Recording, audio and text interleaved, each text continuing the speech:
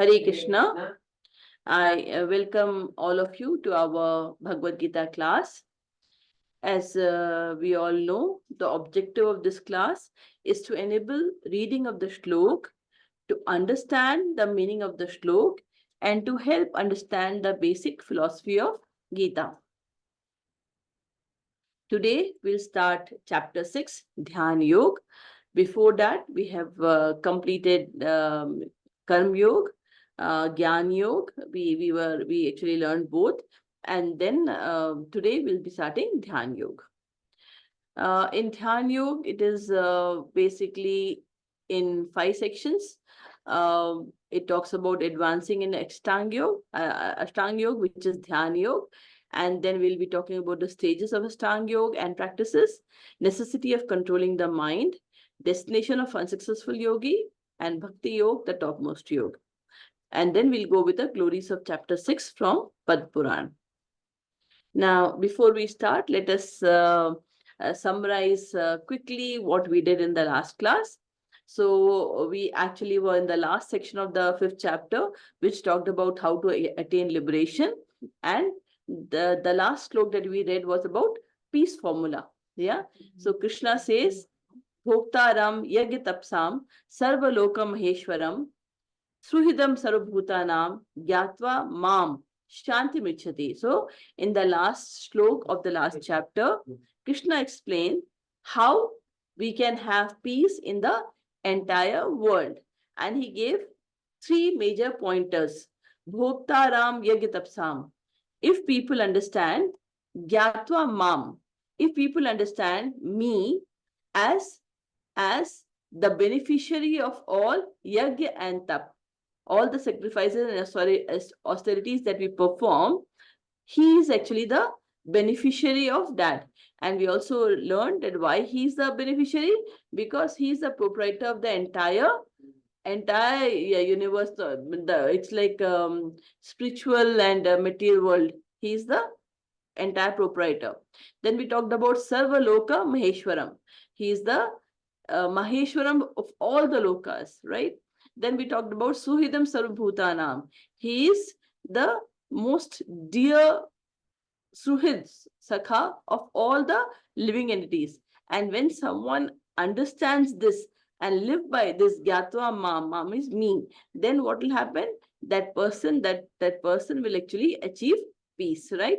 And then we heard the stories from Padma Purana about the stories of Pingal and Vat Rishi, right? That we finished our last class. So today let us start with our 6th chapter, the 6.1 shlok onwards. This is advancing in Ashtanga Yoga. Ashtanga Yoga and Dhyan Yoga is same. So now let us read, let's chant the verse, the first verse. Shri Bhagavan Vacha. Shri Bhagavan Vacha. Anashritah karma phalam. Anashritah karma phalam. Karyam karma karoti yaha. Karyam karma karoti yaha. Sasanyasi cha yogi cha. Sasanyasi cha yogi cha. Na niragnirna cha chakriya. Na niragnirna chakriya. Shri Bhagavan Vacha. Shri Bhagavan Vacha. Anashritah karma phalam. Anashritah karma phalam. Karyam karma karoti yaha. Karyam karma karoti yaha. Sasanyasi cha yogi cha. Sasanyasi cha yogi cha. Na niragnirna chakriya. Na niragnirna chakriya. Mataji. Shri Bhagavan Vacha. Shri Bhagavan Vacha. Anashritah karma phalam. Anashritah karma phalam. Karyam karma karoti yaha. Karyam karma karoti yaha. Sasanyasi cha yogi cha. Sasanyasi cha yogi cha. Na niragnirna chakriyaha. Na niragnirna chakriyaha. So here Krishna says, Shri Bhagavan Uvacha is, Krishna says, Anashrita karma phalam. Whatever activities you are doing, the phal of that is the fruits of your activity. Anashrita. Anashrit means you are not attached to it. You are not dependent upon that. You are not attached to it. Karyam karma karoti. Yah is who? Karyam karma karoti. He does his prescribed duty without getting attached to the results of the activity. Sir means were in Sanskrit. He. Sir. He is Sir Sannyasi Cha Yogi. He is the sannyasi. Who is the sannyasi? He is a renunciate. Cha Yogi, and he is the yogi. Cha na niragnir na chakriya. Not that who Agni. Agni is fire. Who does not light any fire. Na cha akriya, and who does not perform any work. So Krishna says here in this particular verse that let's read now read the English meaning translated by Srila Prabhupada. The Supreme Personality of Godhead said, The Supreme Personality of Godhead said, one who is unattached to the fruits of his work one who is unattached to the fruits of his work and who works as he is obligated is in the renounced order of life. and who works as he is obligated is in the renounced order of life. And he is a true mystic, And he is the true mystic.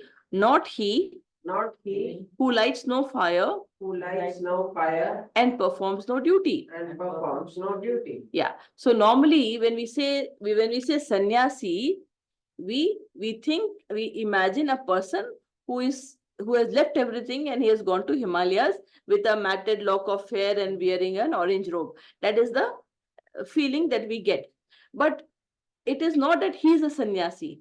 It is basically from a consciousness you can be you are a sannyasi. Even staying, he may be wearing a orange robe and a matted, but he may be still linked and he's still may be attracted to the material world and desire. So he's not a sannyasi.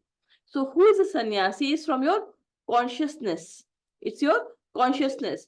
You are a Nishkam Karma Yogi. You are doing your prescribed activity as it should be done. But you are not attached to the fruits of it. You are doing the duty as an obligation that you must do it, so you are doing it. Yeah. And you are not thinking or enjoying the fruits of that. And he or that person, that one person, even that person may be in Grihastha ashram or any ashram, actually that person is a sannyasi, not the one who is wearing clothes externally like a yogi, but is sitting without doing any physical activity and any doing prescribed work. So what they are pretenders. They are not sannyasi, they are pretenders. So Krishna always say you have to do your duty, you have to work, you have to do your prescribed activity. But he always explains. That's why many people say Gita talks about karma yoga. Like, you have to do Krishna always says, do your duty. It means what we are following Gita, we are doing a lot of our duty. It is not you're just doing your duty. It talks about in what Krishna talks about. You have to do your duty in what consciousness is important. Krishna talks about it is not only you're doing your prescribed duty, but what should be your consciousness in that duty is important. It should be a Nishkam Karma Yoga. Nishkam means you do your duty because you need to do it, but whatever you are doing is basically offered to Krishna, and you are not attached to it, and you are actually attached to Krishna. You're actually attached to your yogi with. So he is a sannyasi and he is a yogi. Yeah. Nacha. So nacha chakriya neither. So we understood this verse. So now we go to the second verse. Yam sannyasam iti prahur. Yam sannyasam iti prahur. Yogam tam vidit Pandava. Yogam tam vidit Pandava. Nahya sannyasat sankalpo. Sannyasa sankalpo. Yogi bhavati kaschana. Yogi bhavati kaschana. Yam sannyasam iti prahur. Yam sannyasam iti prahur. Yogam tam vidhi Pandava. Yogam tam vidhi Pandava. Nahya sannyasat sankalpo. Nahya sannyasa sankalpo. Yogi bhavati kaschana. Yogi bhavati kaschana. Mataji. Yam sannyasam iti prahur. Yam sannyasam iti prahur. Yogam tam vidhi Pandava. Yogam tam vidhi Pandava. Asanya asta. Shankar. Asanya asta. Sankalpo. Sankalpo. Nahya sannyasata sankalpo. Yogi bhavati kasyana. Yogi bhavati kashana. Now here Krishna says, Yam sannyasam iti prahur. Yeah. What is okay? Yeah, sannyasam iti prahur. Prahur is what? Who is? Who is a sannyasi? He is talking about a sannyasi and a yogi. Actually, both are same. He says a sannyasi is also a yogi, O Pandav, and it is someone who is sannyasi is he has sannyasa sankalpo. He is deprived of all sense preparation. So here, basically, in this verse, he is defining the sannyasi and yogi as the same. So let us read the meaning of it. What is called renunciation? What is called renunciation? You should know You should know to be same as yoga, to be the same as yoga, or linking oneself with the supreme. or linking oneself with the Supreme. O son of Pandu, O son of Pandu, for one can never become a yogi for one can never become a yogi unless he renounces unless he renounces the desire for sense gratification. the desire for sense gratification. Nahya asanyasa sadasankalpo yogi bhavati kashana. Asanyas means sankalpo means all the sankalp, all the desires. Asanyas means unless you have renounced that. If you are attached to all these desires, then you cannot be a yogi. Yogi bhavati kashana. So to be a yogi, what you have to do? You have to renunciate. You have to renunciate. And then he says, what we call as what is called renunciation is same as what is called as a yoga. So here he is trying to say that he is giving a formula. What formula he is giving? That renunciation is equal to a sannyas is equal to yoga. Yeah. Now let us go a bit detail into this concept of sannyas and yoga. In all the chapters I have been explaining that what is yoga means? Yoga means linking to the supreme. Yoga means linking to the So in Sanskrit, all the words come from a dhatu. So yoga comes from yuj dhatu. Yuj means linking. So yoga means linking to the supreme. For us, what we know yoga is doing some exercise. We call that as yoga, right? So that is like modern part. Actually, we'll be talking in detail about various the entire process of yoga, where asan is one of the step of the entire dhyan yoga. Yeah, but in general, what do you think yoga means? Just do some exercise. It's not like that. Yoga means linking to the supreme. Yoga means linking to the supreme. Now, what is the meaning of sannyas, renunciation? Sannyas means giving up. Sannyas means giving up. What do you give up? You give up all your all your material desire. Is that renunciation? Now, so if you think about sannyas, which is renunciation, which is giving up your material desire, and then giving up and then doing what? And then linking to the God. So when you say you are renunciating, the second part of it, then you are actually linking to the God, Supreme. So renunciation is equal to Supreme, is equal to Yoga. So here, even in the previous chapter, we saw that Krishna has given peace formula. Before that, we also read about another formula called material happiness is equal to miseries. The more we are involved in material happiness, the more we are actually getting entangled, and we will be suffering. Will be having miseries, right? Similarly, here Krishna says that renunciation is the same as yoga. Now, how does this can be explained? Is we all have seen bullock carts, right? Right. So the bullocks, how are they attached to the cart? They are yoked. They are yoked to the cart, right? The bullocks are yoked to the cart, right? So once they are yoked, they are fixed there, right? Similarly, all of us are actually yoked to the material desires. All of us are actually yoked to the material desire. Now, if we have to advance, if we have to advance, what you have to do? We have to actually leave our material desires and get connected to Krishna. Get purified enough and then get connected to Krishna. Similarly, a bullock cart, now when you have to remove the bullock, when you have to remove the, the yoke, it has to get connected somewhere. Isn't it? It has. So similarly, we are all hooked to the material desires. So if we say, okay, leave the material desire, we have to get hooked somewhere. And if we don't get hooked somewhere, which should be a higher purpose, otherwise we will we'll again slowly get lost. If we don't get hooked to a supreme power, to the supreme, then what will happen? We'll get lost. So what happens? So when you are renunciating the material desire, when announcing the material desire, you are actually getting attached to the Krishna. So renunciation is equal to yoga. Understood? If you follow this formula, Krishna says, if you follow this formula, then your renunciation will succeed. Then your renunciation will actually succeed. It will go to the right direction. Otherwise, after renunciation, when you don't know what to do, maybe you can again fall down.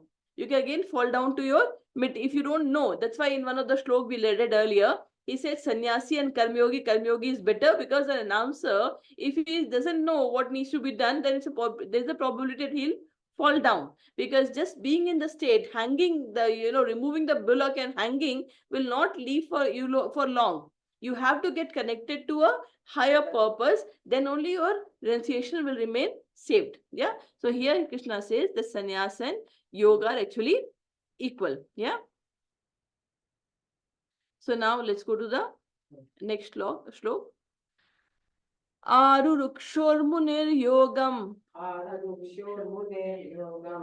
कर्म कारणम उच्यते योगारूढस्य तस्यैव क्षमः कारणमुच्यते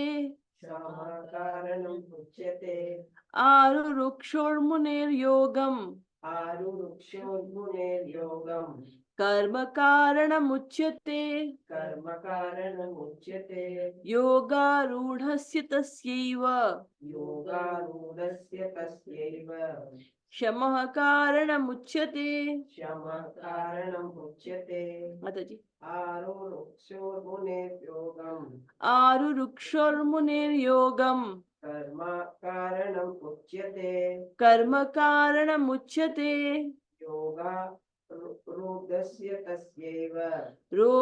योगारूढस्य तस्यैव क्षमः कारणमुच्यते. Now here Krishna talks about the two stages of yoga. Yeah, let's read that. Arurukshor, one is Arurukshor, that is the beginning stage of yoga, and then he talks about Arudha is basically the advanced stage of yoga. So here Krishna says that yoga also has two stages. One is the Arurukshor stage, which is the beginning, and then when you go forward, then you actually achieve the Arudha stage. Now, when you are in Arurukshor Muni Yoga, when you are in that stage, Arurukshor Muni Yogam, Karma Karanam Uchyate, you have to do your prescribed duty.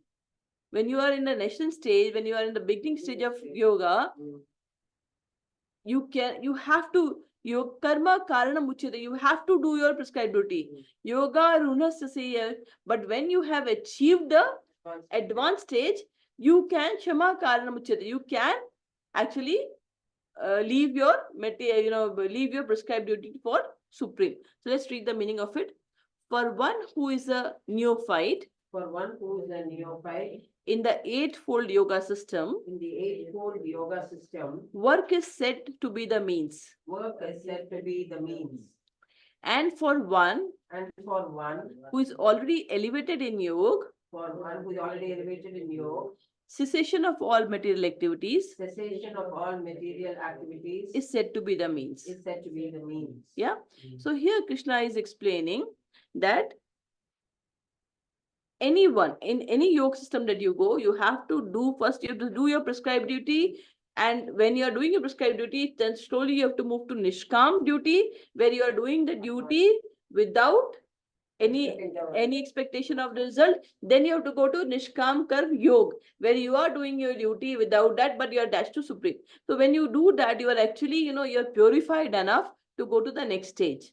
Yeah. So now, so when in the nascent stage, when you have started it's not that, I'm doing a Dhyan Yoga, so everything I'm leaving. It's not like that. You have to continue doing your Nishkam Karm Yoga so that you kept on purifying yourself. You cannot, unless you are purified and you have reached a particular level, you will not actually get what you are looking for. Now here, the Ashtanga Yoga system that we talk about, they have 8 steps. Yeah. Now we only think it is asan, the yoga, but it is actually starts with yam. Yam means don't do that. Niyam, do's and don'ts. Yeah. Then we talk about asan. Asan is the various posture. Then we talk about pranayam. Pranayam is your breathing exercise. Then you have pratyahar. Then you have dharan, dhyan, and samadhi. These are the 8 stages of Ashtanga Yoga. We'll go into detail in the next class. Now, in the initial stages, yam, niyam, asan, what we are doing actually, yam, niyam is basically by do's and don'ts, we purify ourselves. For example, when in Bhakti Yoga, as per ISKCON, what do? We follow the 4 regulative principles. What are the 4 regulative principles? What are the 4 regulative principles we follow? No intoxication, no meat eating, no illicit relation, and yeah, so we follow. No, these are the 4 things that we follow. That we should not have. We should not eat meat. We should not what do you call it? Have liquor. We should not gamble.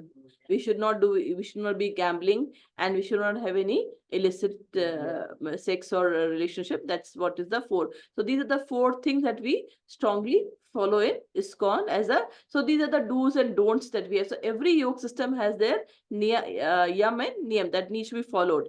And then the asanas that we know, which are different body postures that we follow, it is basically to control the life air that we have. So there are 10 airs that we have in our life airs, which we call as prana vayu. I talked about that later, and we believe that the soul is actually in between, supported by this prana vayu, and there are 5 main which is there, and by various asanas, the postures that we use, and by breathing we actually control these prana vayu. We control these pranavayu, and when we are able to control this pranavayu, then pratyahar. What happens? It's most important that we control the mind. So slowly, when we are moving forward, we are actually maturing, and then we start, but pratyahar we start controlling from external desires, and then dharana we go into the what do you call it? Meditation, more of meditation, and dhyan is a deep meditation. Samadhi is like you are meditating throughout for many hours. So these are the various stages that we have in yoga. Now the yoga ladder. So the yoga is like, the yoga is basically like a ladder. It's just like a staircase in a multi-storied building that we have. It starts from ground floor, and say there's a 5-storied building. So what will happen? You start from ground floor, then the staircase, you take the staircase, you go to the first floor, then you take the staircase, you go to the second floor. It is the same staircase that you're using, right? It is the same staircase you're using, but because you are at a different level, you call it a different floor. You call it by a different floor. Similarly, all these yogas that karma yoga, gyan yoga, bhakti, dhyan yoga, bhakti yoga, they are the rungs of the ladder. They are the rungs of a ladder. Yeah. When we are 0, when we are conditioned, so that we enjoying our material, we are at ground 0. Then slowly we start understanding about the karma yoga, and we go to this ladder 1, gyan yoga, then we go to dhyan yoga, and then we go to bhakti yoga, which is at the highest rung of the ladder. Right?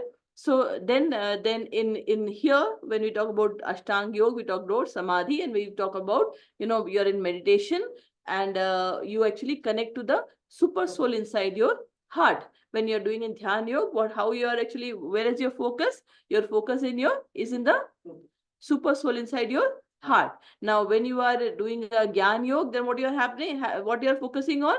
You are focusing on the impersonal Brahm. You're focusing on the impersonal Brahm. But when you're doing Dhyan Yoga, you're focusing on the super soul inside your heart. And when you're doing a Bhakti Yoga, you're focusing on Krishna himself. Right? See, and all these things, they all are different phases of the absolute truth. The impersonal Brahma, the super soul, as well as Krishna. We talked about that example where, when you're coming from a plane, from far you only see a green. When you're looking at a mountain, you see a hazy green color, right? And when you come closer to the mountain, you can see the small. You can see actually something moving. Where, yeah, and when you come very close, you can see the house, the people, everything moving, right? So they are the different stages. It all depends where your consciousness is, at what stage, because see, all of us have to move forward and it is a final end.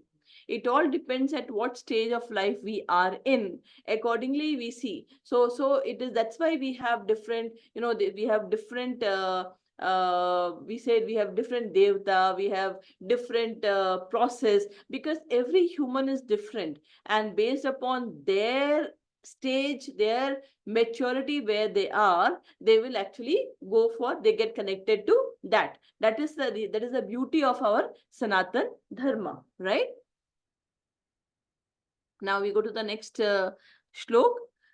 Yada hinendriyartheshu यदा हि इन्द्रियार्थेषु na karmasvanusjate न कर्मसु sarva sankalpa sannyasi सर्वसङ्कल्पसन्न्यासी yogarunhastadochyate योगारूढस्तदोच्यते yada hinendriyartheshu यदा हिनेन्द्रियार्थेषु na karmasvanusjate न कर्मसु अनुष्ठते sarva sankalpa sannyasi सर्वसङ्कल्पसन्न्यासी yogarunhastadochyate. योगारूढस्तदोच्यते.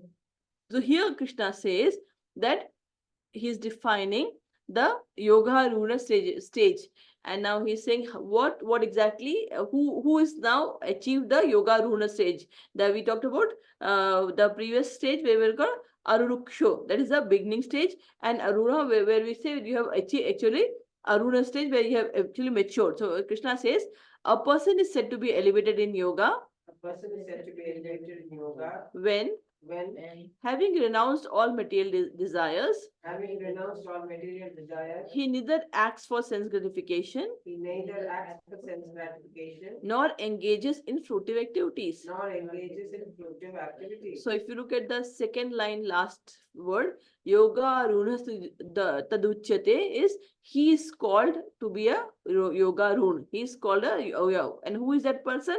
Sarva Sankalpa Sannyasi. Sarva Sankalpa Sannyasi means he has actually renounced sannyasi, all his material desires. Yada hi na indriyartheshu. Indriyartheshu means indriya is your senses. He has no sense desires. Na karmas anushvajate. Neither he gets engaged in fruitive activities. Yeah.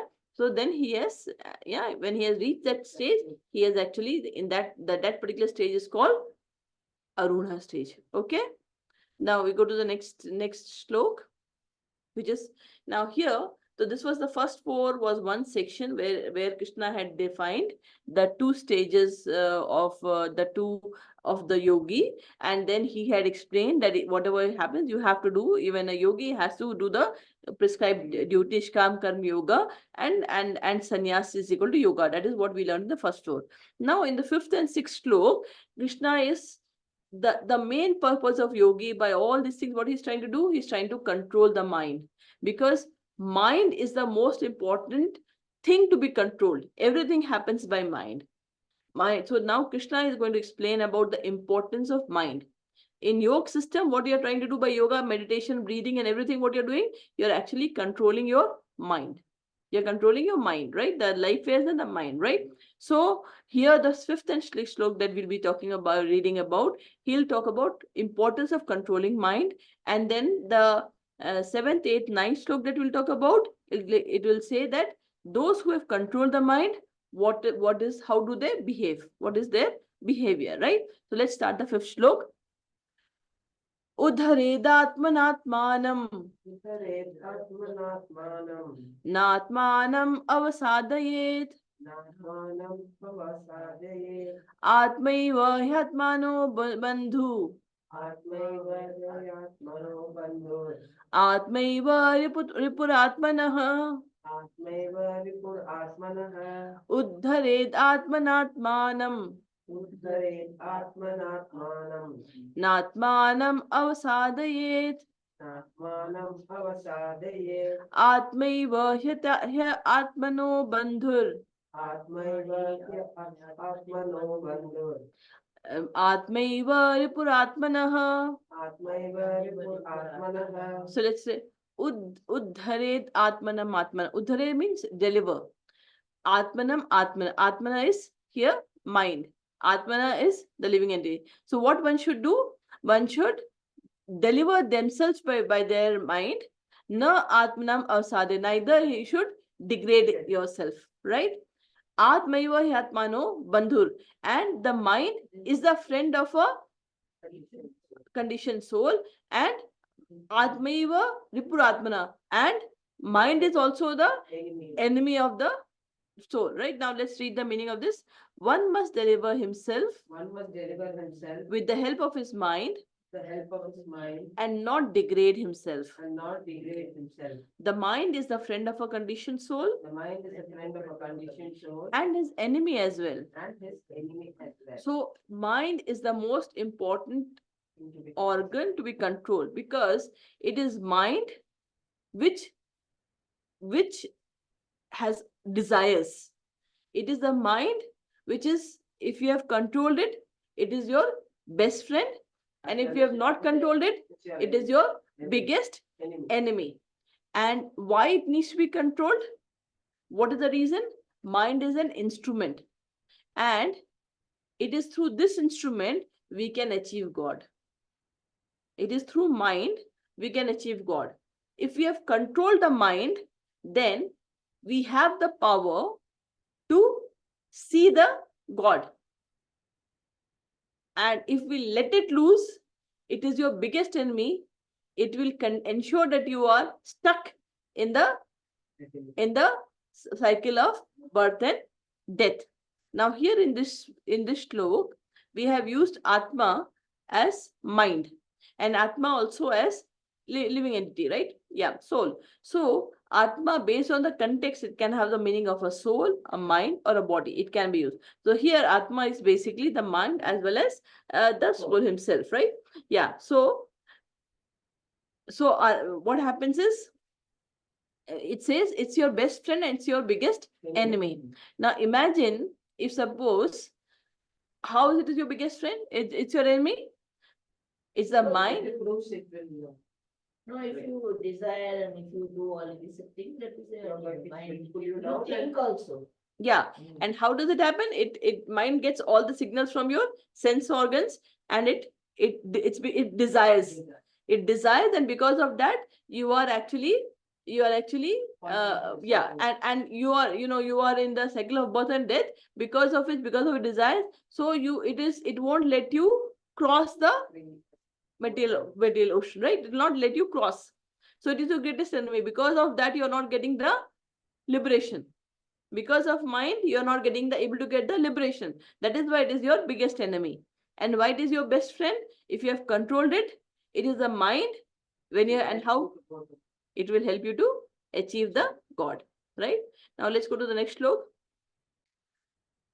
बन्धुरात्मात्मनस्तस्य बन्धुरात्मात्मनस्तस्य येनात्मैवात्मनः जितः येनात्मैवात्मनः जितः अनात्मनस्तु शत्रुत्वे अनात्मनस्तु शत्रुत्वे वर्तेत्मैव शत्रुवत् वर्ते तस्मैव शत्रुवत् बन्धुरात्मात्मनस्तस्यै बन्धुरात्मात्मनस्तस्यै येनात्मैवात्मनः जितः येनात्मैवात्मनः जितः अनात्मनस्तु शत्रुत्वे अनात्मनस्तु शत्रुत्वे वर्तेतात्मैव शत्रुवत्.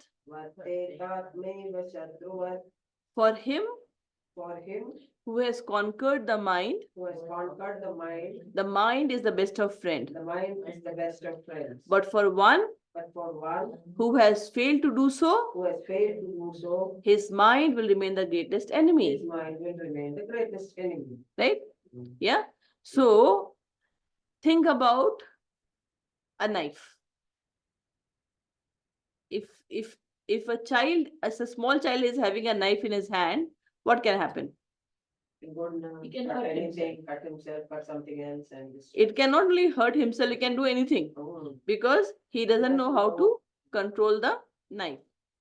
Imagine fire. If it's an uncontrolled fire, if you don't know how to control the fire, what can happen? Everything will get devastated, right? Without fire, we can't even cook. But if you know how to control the fire, you can use it for such a good purpose, right? Think about a car, a driver in the car. If he knows how to drive the car, what will happen? Take you safely wherever you want to go. You will go safely wherever you want to go. And imagine if the driver is drunk, what will happen? Chaos. It's a Chaos, mess, it may right? lead to an accident. So similarly, just like the example of fire, knife, and car, and the driver who has, if it is controlled, it can be used. Plus point. It has a it can be it can take you to the destination. Whatever you want, it will get achieved. But if it is in the wrong hands, it will actually destroy everything. Or put you down. Right? It will destroy everything. That's why Krishna says, for him who has conquered the mind, who has actually controlled the mind, who has conquered the mind is best of friends. Then you can tell mind what you want, because then you know what is the right direction to go, and you can help with the help of mind, you can reach the final destination. But for one who has failed to do so, it is like a drunken driver. What will happen? It becomes your greatest enemy. It can degrade yourself to such an extent that you may end up taking birth in the lowest of the species, right? And that's why in the second chapter Krishna says, Mata sparshastu kaunteya shitoshna sukh dukkada agama apayano nityam tantric shishva bharata. Krishna says that because in general mind is not controlled, so he says because of that what happens, we keep on facing the dualities in life because we don't have control over our mind. Sometimes we are happy, sometimes we are sad, sometimes we are happy for the honor, sometimes we are crying for the dishonor, sometimes so everything, all the dualities, we react to the dualities because we don't have control over our mind. But once you have control your mind, then everything becomes same, it doesn't matter to you. Then it is, then you are basically, you realize that you are not this body, you are the soul. And as we talked about that, sitting in the body as a soul, you're actually watching everything but not reacting to things. Yeah, that is what is a controlled mind. That is what is a controlled mind, right? So we also talked about previously the example of a child. What will the child do? Any shop he goes, he wants everything from there. He's always cries and he ensures that he gets it. Child is like the mind is like a terrorist.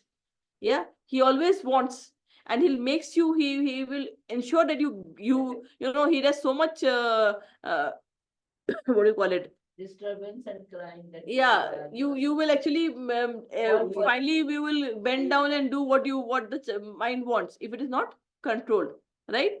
So how to control the mind? We have talked about this. We have to surrender yourself to God, and that is how you can do, by chanting the holy name, by listening to the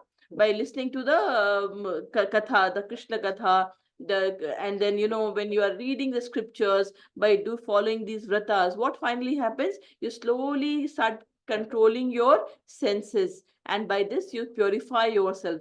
The more purified you are, it is easy for you to control your senses. Yeah, initially it is very, very difficult. The more purified you are, it becomes very, very easy to control your senses, and you can actually cross over the material ocean. Yeah. And then there's a story about the Avanti Brahmin. In the Srimad Bhagavatam, in the 11th canto, there is a story about Avanti Brahmin. Now, this Avanti Brahmin, he used to live in Avantipura, and he was a very, very big businessman. Although he was very, very rich, but he was extremely miser. He was so miser that he never used to give money to his family members. He really ill-treated his family members. Although he had a lot of money, but he never really cared well about his family members. Forget about his family members. He does not even spend money on himself. He was so miser that he kept all the money, but even he did not spend the money on himself. He never used to go and do any service to the god. He had lot of money, but everything he used not neither enjoying himself, and he was so rude, so bad to others. They're doing all sinful things. And finally what happened? The his fate, the god, everyone got angry on him, and finally he lost all his wealth. Now, because he was always so, he mistreated his family members. At least they used to keep quiet because they still used to be surviving on his money. But once he lost all his money, they started ill treating him, not caring for him, and really misbehaving with him, and not giving him anything to eat.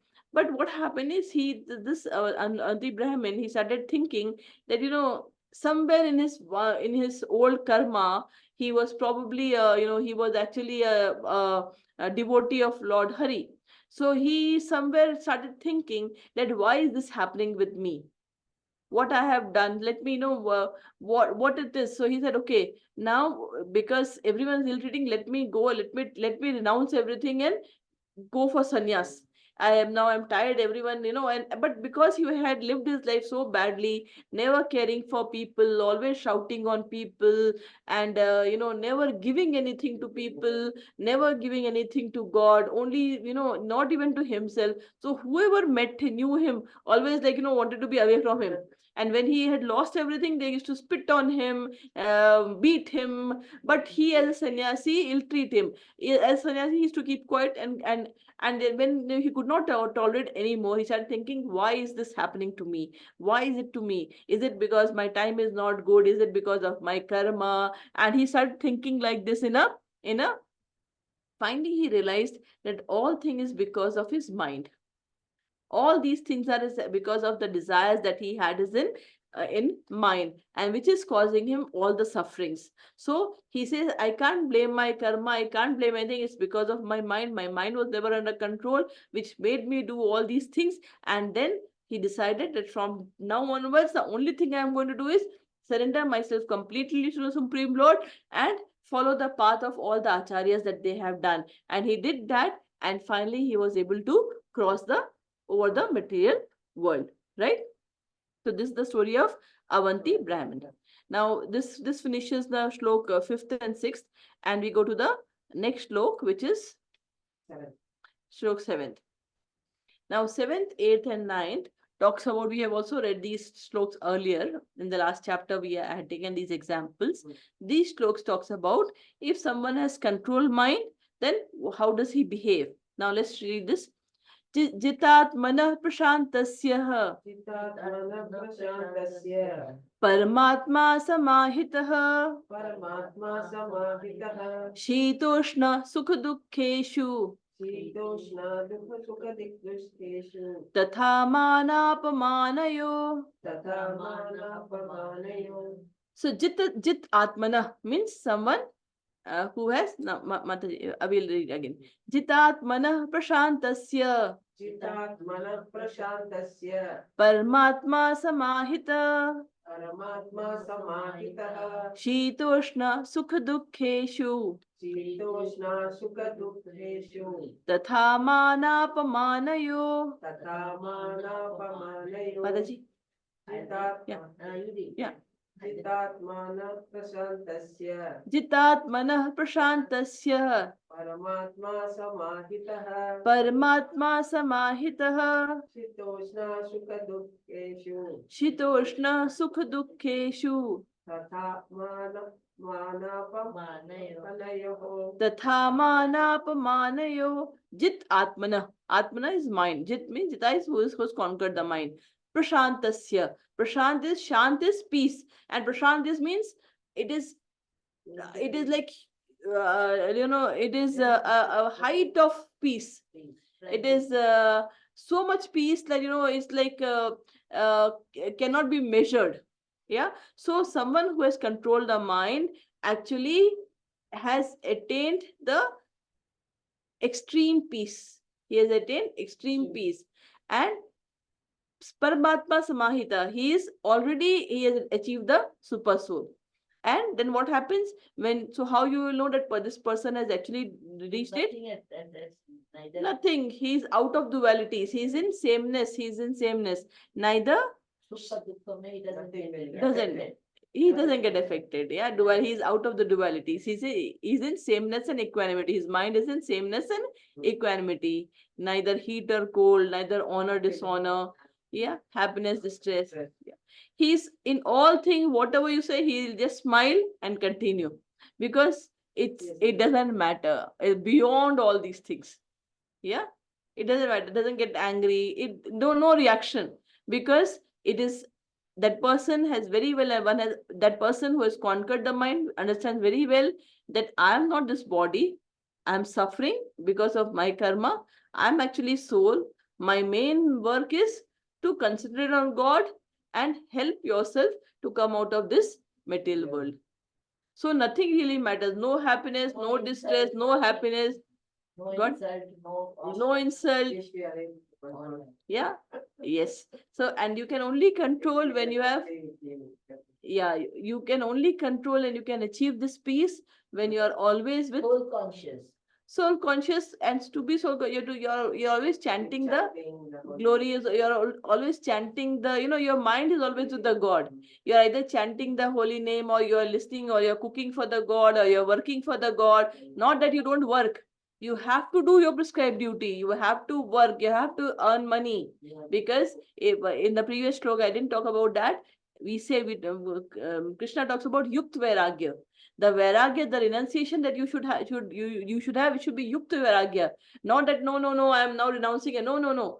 Do your duty. You earn money, but don't get attached to it. It means that money, you can take it as that God has given you, and take it for the service of God. Say the family members also a gift of God by you, for you. So use that money to take care of that. The house you are living in, be thankful. That is also a property of God. It is not yours. It is till God wants, you have it. The day He doesn't want, you will not have it. Just thank God, live in that. So you do it. So be a yukt vairagi. Yukt vairagi means whatever you have, use it for the service of God. Whatever you have, use it for the service of God. Yeah. And even taking care of your family members is also service of God. Even taking care of your body is also service to God. If you not take care of your body, how will you do His service?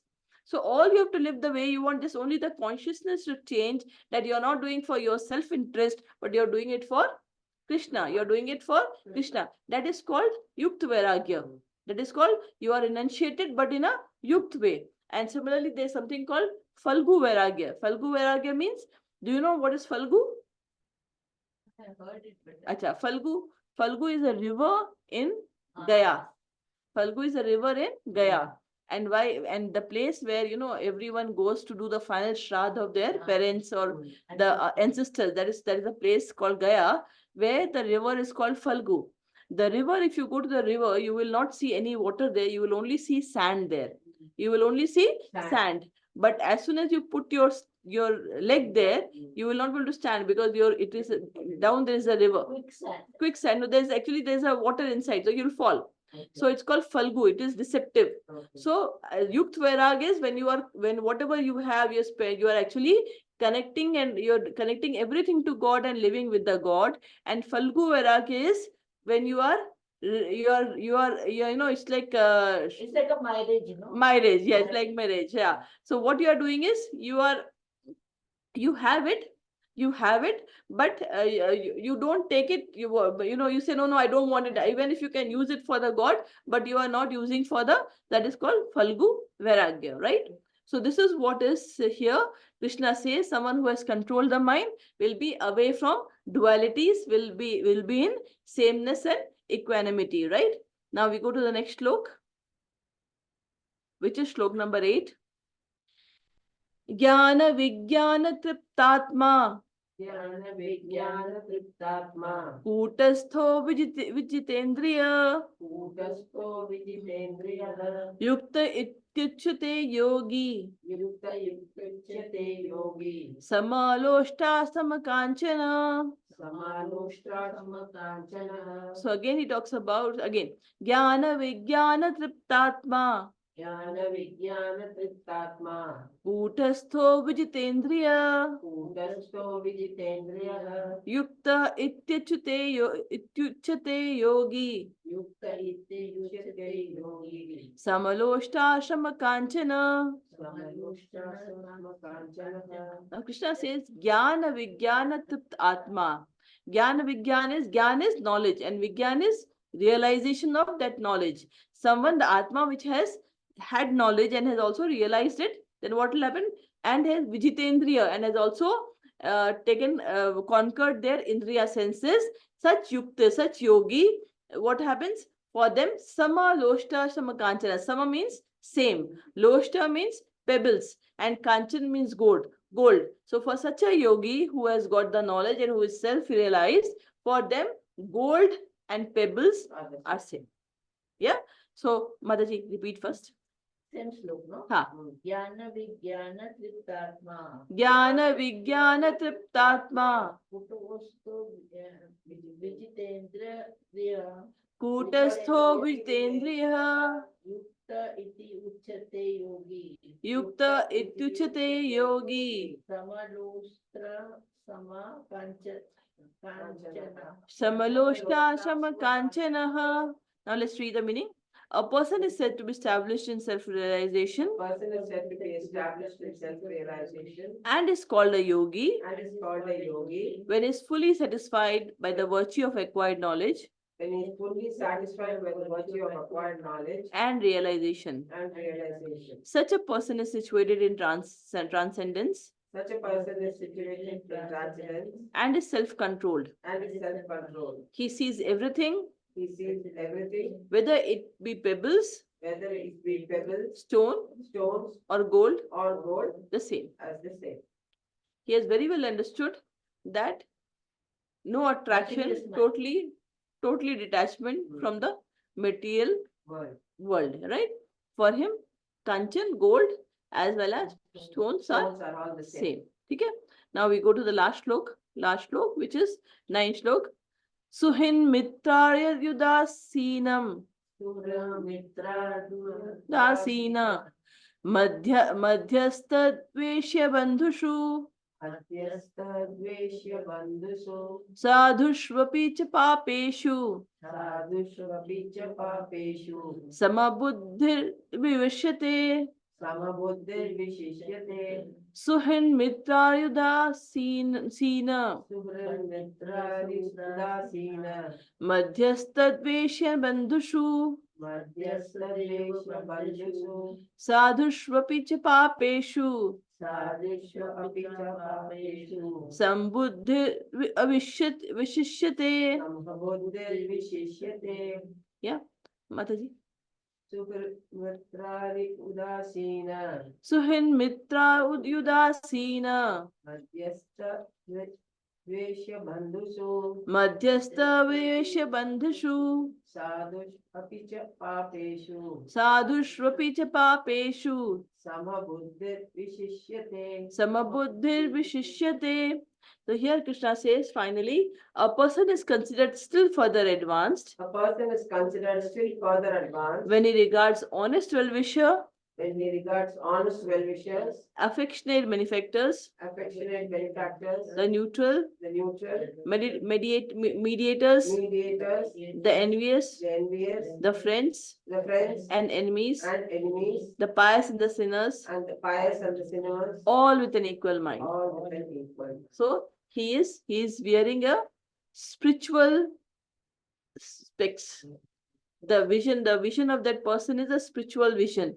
He is wearing a spectacles, which is a spiritual spectacles, and with that spectacles, he is seeing everything at the same.